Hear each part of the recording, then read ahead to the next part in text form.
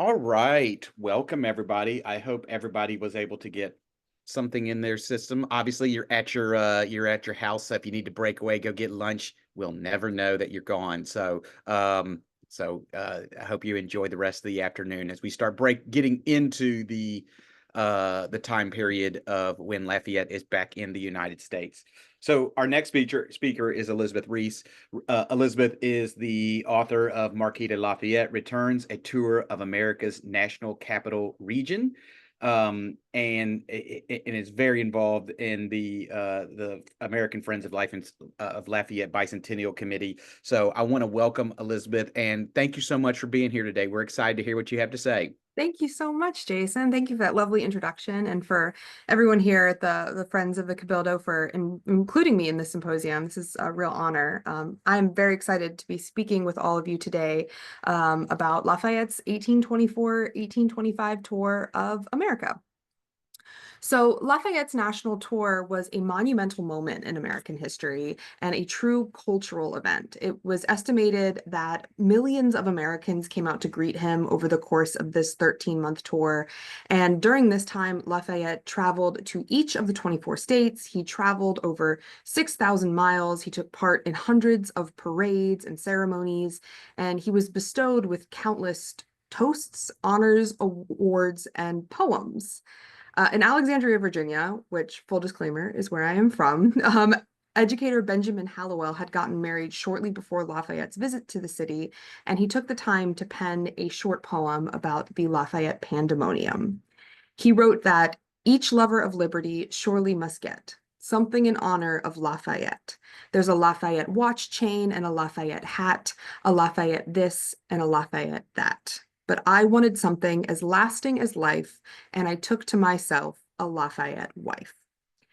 At first glance, we might hear this poem as something a little silly. He's equating his marriage to a Lafayette souvenir, but his mention of souvenirs in this poem is something that's a little bit beyond just a convenient rhyme, because from August of 1824 through September of 1825 and beyond, no American was spared from Lafayette fever.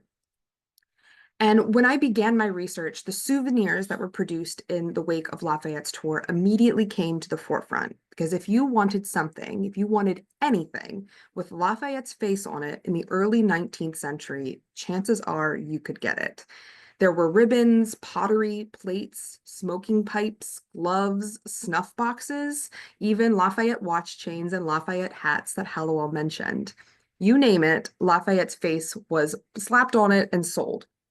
And even in the years that were following Lafayette's tour, these items continued to be advertised in American newspapers. You had merchants in America that were advertising a further supply of Lafayette ware, along with tea sets gold-edged and view of Mount Vernon well into the late 1820s. So even though Lafayette at that time was long gone from our shores, Americans were still looking for tangible memories of his visit through these souvenirs. And there are thousands of these pieces that have sat in private collections and public archives for centuries. Each item was not only purchased by someone, but it was saved, it was preserved, it passed through the hands of family members, and it was treasured and loved for its importance and association with Lafayette. So now that we're in the thick of the bicentennial of Lafayette's tour, so many of these pieces are now on display as part of special exhibitions commemorating Lafayette's visit across the country. But as I continued to research, these souvenirs continued to stay with me. Number one, the sheer number and variety of these items that were offered meant that the demand for Lafayette was almost universal and it was long lasting. Number two, these pieces meant that the concept of wanting a physical item as the memory of an event, it's not a new concept. We do it today. Americans were doing it 200 years ago. And number three, it meant that Lafayette meant something very important to Americans in the early 19th century. Because Lafayette was returning at a time of very deep political division. His arrival brought Americans together, if only for a brief moment, and it left a legacy that is so lasting, it remains to this day, 200 years later. A lot of the reason why we know Lafayette's name, we may not know everything about him, but a lot of the reason why we know his name and we know who he is and what he did is because of this tour. Now, when we think of him and we think of Lafayette, this is probably one of the most common ways that he's pictured. He's a young, dashing, wealthy hero in a military uniform who volunteered to fight for America. And as our previous speakers discussed, Lafayette was born into the French noble class, and he was enraptured when he first heard the news of what was happening in the American colonies. At 19 years old, he sailed across the Atlantic and he knocked on the door of Congress to pledge his service. But Lafayette was not the only French noble looking to assist the American cause. And unlike his own countrymen, many of his countrymen who were looking to seek just a title and a payment, Lafayette was, in his own words, here to learn and not teach. He soon proves his bravery on the battlefield. He eventually wins over the very stoic George Washington. And these two men became extremely close over the course of the war. When Lafayette was shot in the leg during the Battle of Brandywine, Washington told those overseeing his care to care for him as if he were my own son. In all, Lafayette spent over $200,000 of his own money on the American cause. That included purchasing uniforms and muskets for his men during the bitter winter encampment at Valley Forge. And though it was not through his efforts alone, he was instrumental in binding France's allegiance to America. And throughout the entirety of the war, Lafayette served without pay. So when Lafayette returns to France in the 1780s, Americans saw him as a hero. He was a selfless soldier who was instrumental in the victory of Yorktown and helping to end the war. But 40 years later, in the 1820s, America was still very much a country in its infancy. And the idea of what America would be and how the founding would be remembered was very much on the minds of its citizens. In fact, this mythology of the founding generation begins when these men are still alive. John Adams writes about this in a 1790 letter to his friend Benjamin Rush, where he said, and I quote, "The history of our revolution will be continued live from one end to the other. The essence of the whole will be that Dr. Franklin's electrical rod smote the earth and outsprung General Washington. That Franklin electrified him, and thenceforward these two conducted all of the policy negotiation, legislation, and war." So in 1824, right before Lafayette's arrival, in addition to grappling with this founding mythology, Americans' minds were heading towards this upcoming 50th anniversary celebration of the Declaration of Independence, America's 50th birthday. This landmark birthday was an opportunity to look back and celebrate, but after years of war and political division, patriotism and unity were waning, and it really didn't seem that many Americans were in much of a celebratory mood. The country was under the presidency of James Monroe. He was first elected in 1816. And in the aftermath of the War of 1812, Monroe wanted to continue this sense of national unity. One of the interesting points of the War of 1812 is that prior to the war, Americans weren't really viewing themselves as Americans. There's this slow cultural shift that really is pushed forward with the victory at the Battle of New Orleans, where Americans stop seeing themselves just as Virginians, Pennsylvanians, New Yorkers, etc., and start really seeing themselves as Americans. And so Monroe wants to continue this. He wants to continue this idea of Americans being Americans. This is a united country. And he viewed political parties as the source of division within the country. Now, while partisan politics was something that he was hoping to avoid, he just ignores what's going on, thinking that's going to solve it. But if you have a festering issue, ignoring it really isn't going to help. It's going to make the matter worse. So political resentment grows under Monroe's administration. And as party factions grow, the Federalist Party collapses, and the idea of who is going to lead this country into this non-founder future. We are moving past the age of Washington and Adams and Jefferson. There's something new that's happening. This starts beginning to take shape. So in the hopes of stirring up some fervor and some excitement, Monroe looked across the Atlantic to a hero who was still very much alive and very much beloved, and that was Lafayette. Monroe's connection to Lafayette was not just a simple thread of American patriotism. When he had served as the American minister to France, Monroe and his wife, Elizabeth Courtwright, were instrumental in saving Adrienne Lafayette, Lafayette's wife, her life. During the terror, many members of Adrian's family were executed, and Adrian herself was imprisoned.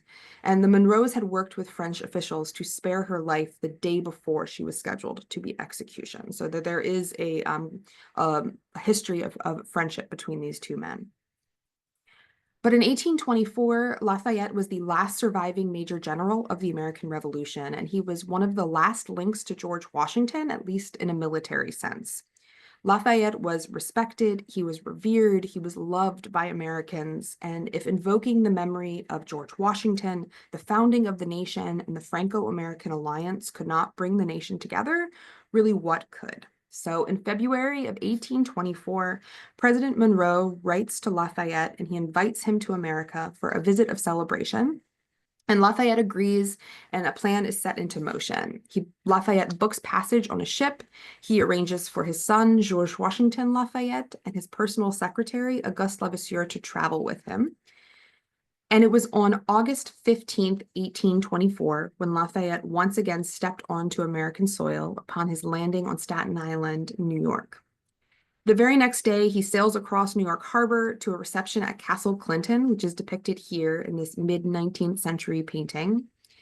At Castle Clinton, about 50,000 people lined the streets to welcome Lafayette, and the population of the city at the time was 150,000. So he is getting a massive chunk of New York City to just come to the southern tip of Manhattan to simply see his arrival. Lafayette's secretary, Auguste Levasseur, he kept a very detailed journal of his travels with Lafayette, and his depiction of the New York crowd was as follows. The cannon thundered from the shore, in the forts, and from all the vessels of war. On our way, all the streets were decorated with flags and drapery, and from all the windows, flowers and wreaths were showered upon the general. This scene would be impressive alone just to mark Lafayette's return to America for the first time in 40 years. But what was remarkable is that the scene that Levasseur is describing here would be replicated almost every single day of Lafayette's tour for the next 13 months. Large cities, small cities, towns that Lafayette was just passing through would replicate this pageantry of appreciation. Because wherever Lafayette was, crowds were sure to follow. This image here is a contemporary account of Lafayette visiting a town. We don't know the name of the artist or even the region where this would have happened, but it is my absolute favorite image of Lafayette's tour. You can see Lafayette here on the right-hand side. He's in an open coach and all the members of the town coming out to greet him. These two guys here with waving their hats, hoping that he can catch a glimpse of them. Is such a great addition. The smoke is from cannon fire, and then if you look in the windows of the residences here, you can see people shoved in the windows, just hoping to get a glimpse of him. Though this is, again, likely a very small town, you can really see Levasseur's words from New York reflected here in this image of how people came out to greet him. Lafayette's tour was one of America's first documented cases of tourism on such a massive scale, which with a single event, or really in this case, single person, driving groups of people to travel outside of their home. And in smaller cities, the number of people who came out to greet Lafayette frequently outnumbered the recorded populations of the town at that time. Think about that this is an era where travel is very limited. The steamboat is the novel invention of this time, but Americans were embarking on foot, on horseback, and coach for the opportunity to see Lafayette. When Lafayette spent the winter of 1824 and 1825 in Washington, D.C., he kind of views the city as kind of a bit of a home base when the weather gets a little colder. Temporary lodging in boarding houses and taverns saw maximum capacity in an otherwise pretty quiet time for the city. And the New York Mirror and Ladies Literary Gazette wrote on August 21st, 1824, about this Lafayette, how he enraptured the nation and what this meant. And they said that gentlemen are ready to throw by their business to shake him by the hand, and ladies forget their lovers to dream of him. If a man asks, "Have you seen him?" you know who he means. Lafayette's national tour brings Americans together in a way that is largely unprecedented before or even after this time period. And the fact that he was nearly universally beloved may have been largely due in part to the fact that the French Revolution kept him in France. Shortly after Lafayette's release from his 5-year imprisonment, America enters the quasi-war with France in 1798. And compared to other entanglements between the countries, very little blood is actually shed, but it left very strained relations between these two powers. During this time, Lafayette writes to his friends in America about the possibility of seeking asylum, and he was pretty much encouraged not to come. In a letter to Lafayette, Alexander Hamilton wrote that he feared offering Lafayette safe haven would strike up further tension with France, and it was really in America's best interest to stay out of the issue. The letter is quite a nasty letter. I'm going to quote Hamilton with a line that he says, writes to Lafayette. Keep in mind, this is one of his close friends from the war. He says that I have never been able to believe that France can make a republic, and I believe that the attempt while it continues can only produce misfortunes. I give you this assurance on the faith of our former friendship. Now, despite these pretty harsh words, Hamilton's letter closed with a sentiment that would define Lafayette's legacy for decades to come, that despite constant infighting, quote, the only thing in which our parties agree is to love you. Hamilton was correct, though perhaps this is an unintentional correctness that he put in here.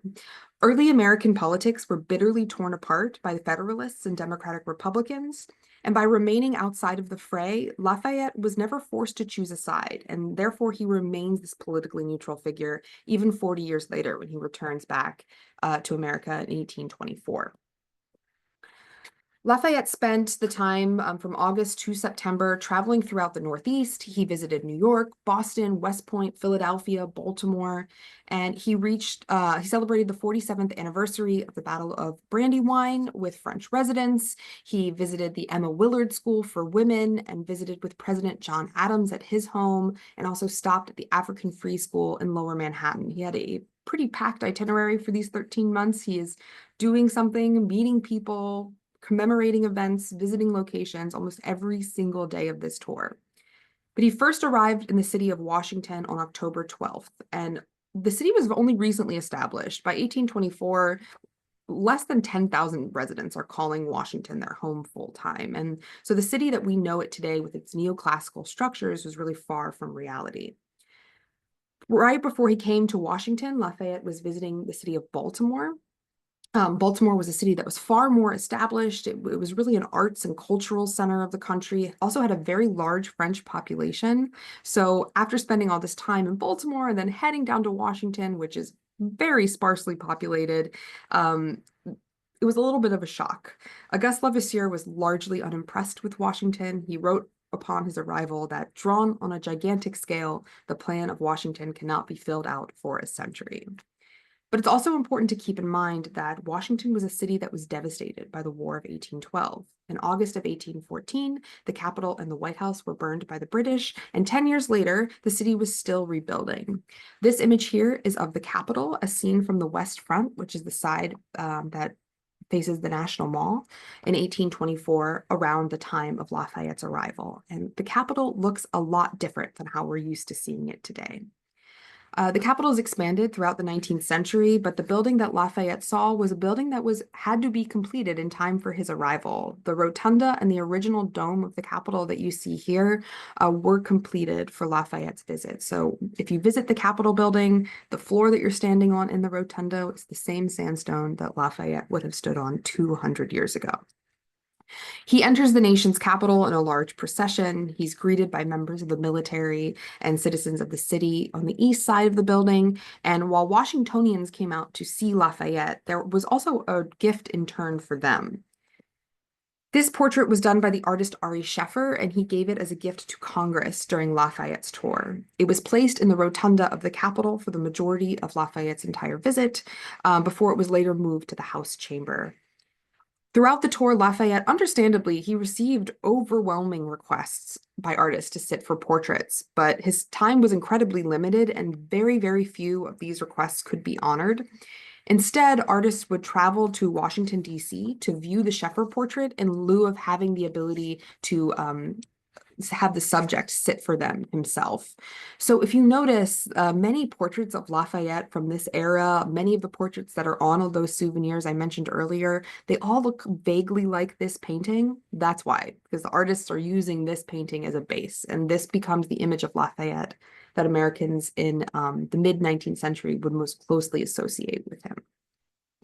The portrait that was gifted to the country for Lafayette's visit was moved to the rotunda to the old House Chamber. It's a room today that is known as National Statuary Hall. And when the House moved to their newest chambers, where they currently meet in 1857, the portrait followed, and it still remains there to this day. So if you watch congressional proceedings or the State of the Union addresses, Lafayette is always there, and he is watching. The placement in the House chamber had a pretty important meaning. On December 10th, 1824, Lafayette was the first foreign dignitary to address Congress, and to this day, he is the only private non-citizen to address the chamber. In addition to the recognition of his services during the Revolution, Congress also gave Lafayette $200,000, essentially a repayment of what he had spent during the Revolution, and a land grant near present-day Tallahassee, Florida. So after a very brief ceremony and a quick tour of the Capitol, Lafayette boarded a carriage and he headed to the White House for the very first time, where President Monroe was waiting to greet him. During their meeting, Monroe had told Lafayette that he originally intended for his guest to use the White House as his primary residence while in the city, but residents of the city protested. They said that the people of Washington claim you. They say you are the nation's guest, and nobody other than themselves has the right to house you. Lafayette becomes a fixture in Washington during the winter of 1824. As I mentioned earlier, when the cold weather starts to set in, travel becomes more difficult. He really operates out of Washington, and he ends up spending about a third of his tour in the Washington, D.C. area because of this. He does travel nearby. He takes some short trips to Baltimore and Annapolis, but he largely remains in the city itself. He attends dinner parties, he goes to the theater, and perhaps most importantly, he meets with friends nearby. Reunions were a deeply important part of Lafayette's tour. At 67 years old, he was very aware that this would likely be the last opportunity to spend time with his friends in America, and whenever his schedule would allow, he spent extended time with those that mattered most to him. The presence, or really the absence, of George Washington was really profoundly felt during this tour. Washington died on December 14th, 225 years ago today, in 1799, and Lafayette did not have the opportunity to grieve, at least in America, until his return in 1824. So in October of 1824, Lafayette returns to Mount Vernon. He is able to visit Washington's tomb and publicly grieve the man that he viewed as a father figure for the first time. Martha Washington's grandchildren, the Custis children, her grandchildren through her first marriage. They were raised at Mount Vernon. They were also very close with Lafayette. When Lafayette returned to America in 1784, he had the opportunity to spend a lot of time with the Custis grandchildren, and he spends frequent visits, especially during his time in the DC area, visiting them at their respective homes nearby. He also goes to Monticello. He visits with Thomas Jefferson. He goes to Montpelier to visit James Madison, and he has reunions with the Adams family in Massachusetts and in the city of Washington as well, in addition to being reunited with many of the men who served with him during the Revolution and people that he had met during his time here. He has this really knack for remembering faces and names, it seems like, based on his interactions with visitors during this time period, which I think is absolutely fantastic. And although not inherently political, Lafayette's visit had massive political implications. The election of 1824 was one of the most tumultuous in American history. While politics were divisive across the nation, tensions in Washington especially were at an all-time high. This election was the first wherein none of the candidates had served in the American Revolution or had a hand in the nation's founding documents. And without the rose-colored memories of the founders to guide voters, the nation was a little bit at a crossroads. What was the path for the future of the presidency?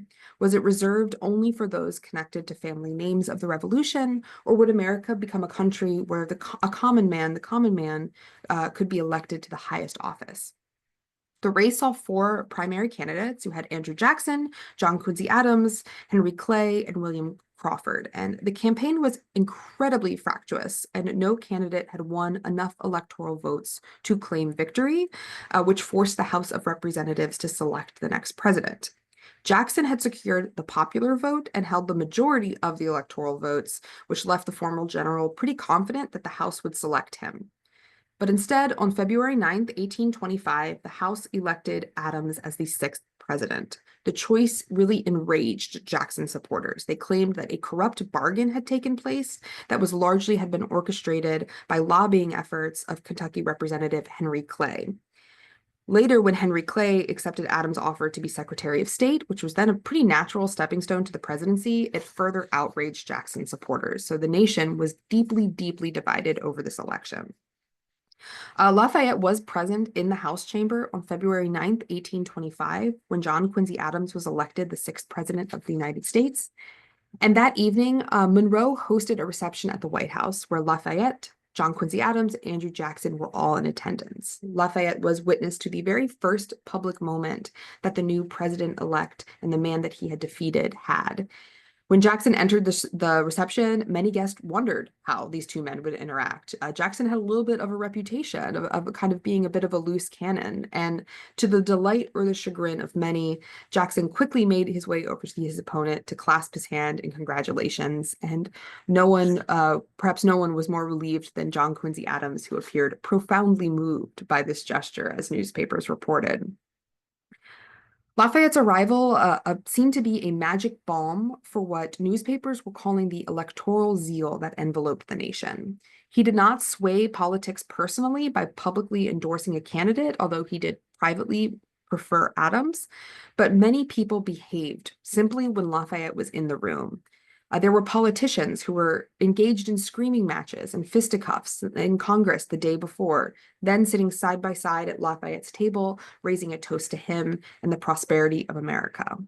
Lafayette had this ability to really bring people together in a way that I think is very, very difficult for us to wrap our modern minds around, especially with modern politics. And a large part of this is that in what Hamilton wrote in his letter that I mentioned earlier, the only thing in which our parties agree is to love you. Lafayette was incredibly aware of his bipartisan popularity, and throughout the tour, he used this to his advantage. After the Revolution, Lafayette began to hold very passionate anti-slavery views, and he was not blind to the presence of slavery in America. About 10 years after Lafayette's death, English abolitionist Thomas Clarkson quoted Lafayette as saying, "I would have never drawn my sword in the cause of America if I could have conceived that thereby I was founding a land of slavery." Throughout his personal correspondence and public appearance during the national tour, Lafayette frequently went out of his way to acknowledge free and enslaved men who had aided him in America. And one of these men is a man named James Armistead. James Armistead was a soldier, an enslaved man who during the Revolution worked as a double agent to the benefit of the Americans. He was feeding the British false information and then relaying that intelligence back to Lafayette. Armistead volunteered his services in 1781 with distinct request of serving Lafayette. Assuming various roles as a runaway slave and a courier, Armistead was able to navigate across enemy lines virtually undetected. Nobody was really paying much attention to him. His work gave Lafayette advanced warning about the approaching British reinforcements, which in turn gave the Americans enough time to secure a blockade at Yorktown. After the war, Armistead petitioned for his freedom. However, unlike other Black veterans who were freed after the passage of the Act of 1783, Armistead's services were through espionage, not through enlisted combat, which meant that he was not eligible for his freedom. In 1784, Lafayette came to his aid and personally penned a testimonial confirming Armistead's services to his country and also to Lafayette personally. And on the right here is a broadside copy of Lafayette's testimonial, but I'm not going to test you on Lafayette's handwriting. I'll make it a little bit easier to read for you. The testimony read, "This is to certify that the bearer by the name of James has done essential services to me while I had the honor to command in this state. His intelligences from the enemy's camp were industriously collected and faithfully delivered. He perfectly acquitted himself with some important commissions I gave him, and appears to me entitled to every reward his situation can admit of. Lafayette's words helped push Olmsted's story into public consciousness, and James won his emancipation in 1787. As a sign of gratitude to the man who he worked under during the war and who also helped to fight for his freedom, James chose a new surname, and he went by James Olmsted Lafayette. James attempted to see Lafayette in Yorktown, but he was unable to raise the funds to make the journey, so it was in Richmond as Lafayette's carriage entered the city shortly after that this reunion took place. Lafayette saw James in the crowd. He immediately ordered his carriage to stop, called out his name, and reached out to him, and the two men embraced in the midst of this majority white crowd. Lafayette was pretty aware of what he was doing when he was the message he was sending by doing this. Around the same time, James sat for the only known portrait of his likeness. You can see the portrait on the left-hand side, with the artist James Blennerhassett Martin. Even for free Black men in the early 19th century, this type of portrait, how he's dressed, how the pose, it's highly unusual, and it's unclear how James crossed paths with Martin, or if Lafayette had a hand in the meeting, or perhaps even commissioning of the portrait itself. The portrait was widely distributed. It was used on broadsides with facsimiles of Lafayette's declaration of James's war service, which once again spurred James's story into collective memory. And the time of the production of these broadsides aligns with Lafayette's tour, and it appears that they were circulated to celebrate the connection between the two men, especially for those who held similar anti-slavery views. And Lafayette's interaction with James is not the only instance of this happening on the tour. At Thomas Jefferson's Monticello, Lafayette was overheard confronting his friend on the matter of slavery. And the reason we know this is because he was overheard by a man named Israel, who was enslaved by Jefferson. And he recounts this story about 3 decades after this happens in a series called The Life Among the Lowly.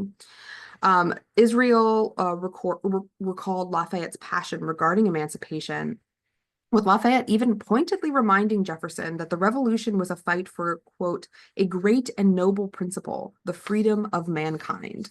So by publicly and privately drawing attention to the institution of slavery, and especially those who were enslaved by this institution, especially in southern cities and plantations, Lafayette was making his position known, and he was trying to hasten the end of this odious practice. While these efforts ultimately failed, America, couple decades after Lafayette's visit, ends up going to civil war. They reflected the importance of really small and meaningful action. Lafayette's status as the nation's guest placed him in a position where few would challenge him, and instead of following that sort of expected protocol, he used it to break the status quo. He did not lecture the American people on their moral shortcomings, but he instead subverted those social rules, and he openly welcomed those who were excluded. He didn't condemn those who disagreed with him, but he encouraged conversation. So ultimately, he uses his celebrity to advance the cause of America's original purpose, a freely elected and representative government for all people. His presence encouraged citizens to revisit the values of the revolution and the concept of what it meant to have a free and equal nation. Americans of all social classes and races found inspiration in the democratic message of Lafayette's tour. In Concord, Massachusetts, a group of farmers and mechanics who, alongside their wives and daughters, protested when they were turned away from a public reception with Lafayette in favor of more elite members of the town. In New Haven, Connecticut, organizers barred a group of women from a breakfast event with Lafayette on the basis simply of their gender. Lafayette, though, welcomed an opportunity to greet them despite this rule. These collective moments, they weren't this radical signs of social change, but they really helped to birth a movement of collective action that would really drive the rest of the 19th century through labor unions, social reforms, and even women's suffrage. In the early 20th century, when women are protesting their right to vote in Washington in front of the White House, they are doing so specifically at the base of the Lafayette statue in Lafayette Park, specifically choosing him. These actions left not only a social impact on the nation, but a physical one too. In the wake of the national tour, there were a flurry of namesakes in the forms of streets, towns, schools, counties, even children.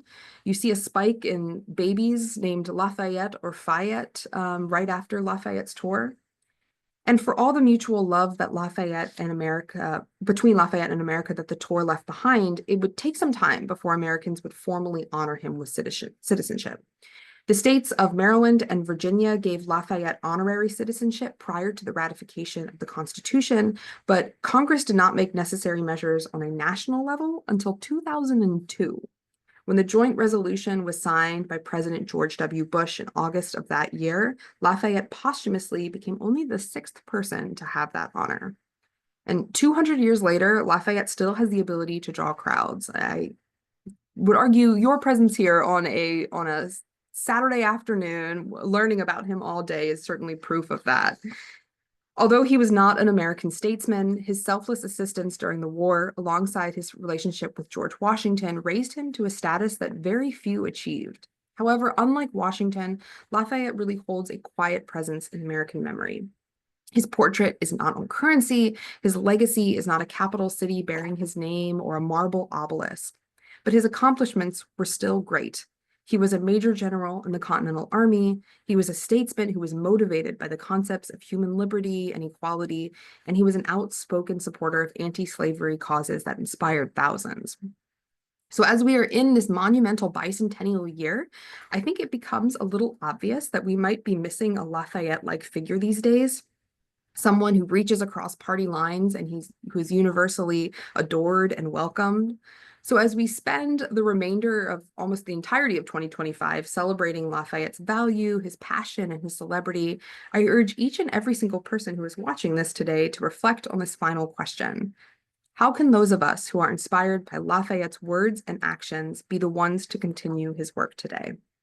Thank you so much.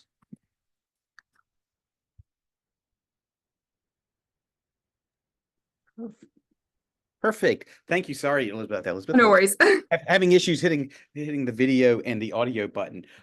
If you have any questions, please put them in the chat. We do have a couple things in here that I thought was very fascinating, and also goes to exactly what you just spoke about, how we're all here talking about Lafayette today. Kind of shows you that how important he is.